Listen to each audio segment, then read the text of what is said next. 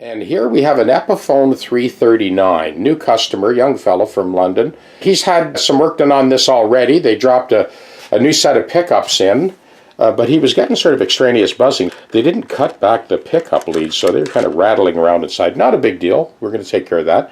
So this will be set up for 10 to 46 strings at concert pitch. So for you guys that got your Christmas packages, that's a big enough profile to fill even the larger ledge on the Epiphone guitars. They're quite a bit bigger than the Gibsons, but so here's first position E.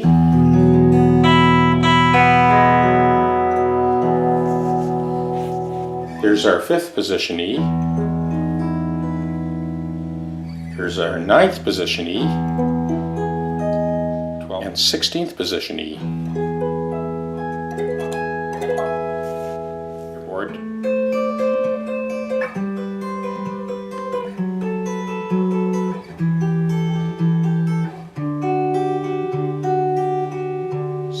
So that dissonance now becomes consonant.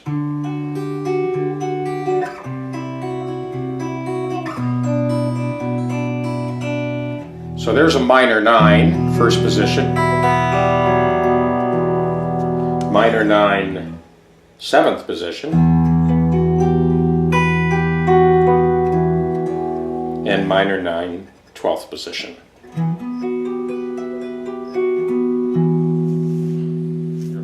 Okay, set up your Les Paul, brand new set of strings, intonate the bridge, and try playing these three chords.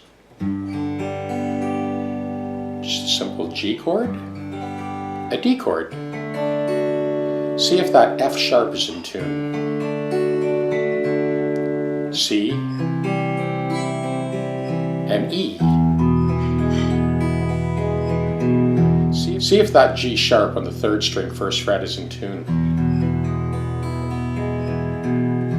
Switch the pickups around and let you hear this guitar. So neck pickup.